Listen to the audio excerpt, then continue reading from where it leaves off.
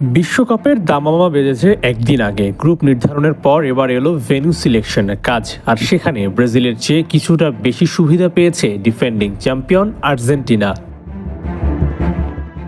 ব্রাজিলের প্রথম ম্যাচ মরক্কোর বিপক্ষে বাংলাদেশ সময় 14 জুন ভোর 4টায় নিউ জার্সি মেটলাইফ স্টেডিয়ামে। দ্বিতীয় ম্যাচটি খেলতে সেলেসাওদের গন্তব্য লিঙ্কন ফিনান্সিয়াল ফিল্ড স্টেডিয়ামে। 20 জুন ভোর 7টায় এই ম্যাচের পর ব্রাজিল উড়াল দিবে ফিলাডেলফিয়ার এটিএনডি স্টেডিয়ামে। অর্থাৎ 3 ম্যাচ খেলতে ব্রাজিলকে 3টি ভেন্যুতে ঘুরতে হবে। অন্যদিকে আর্জেন্টিনার জন্য ব্যাপারটা একটু ভিন্ন। আর্জেন্টিনার প্রথম ম্যাচ আলজেরিয়ার বিপক্ষে বাংলাদেশ সময় 16 জুন ভোর 7টায় কনসাস সিটিতে। দ্বিতীয় ম্যাচে অস্ট্রিয়াকে 23 জুন রাত 11টায় মোকাবিলা করতে আলবেসেরিস্তারা যাবে ডালাসে।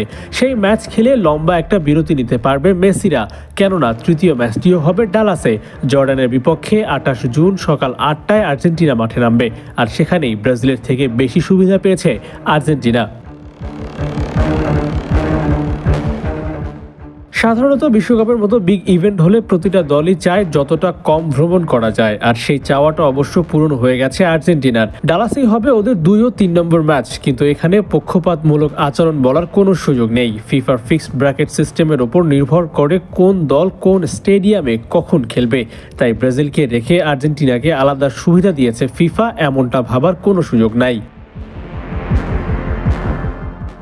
গ্রুপ সিতে ব্রাজিল মরক্কোর মতো কঠিন প্রতিপক্ষের মোকাবিলা করবে ওরা। কিছুটা সহজ প্রতিপক্ষ পেয়েছে আর্জেন্টিনা। আলজেরিয়া, অস্ট্রিয়া, জর্ডানের মতো দলের বিপক্ষে খেলবে।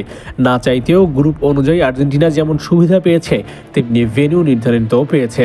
এবার দেখার পালা দুই দিকে সুযোগ পাওয়া আর্জেন্টিনা বিশ্বকাপে কেমন করে।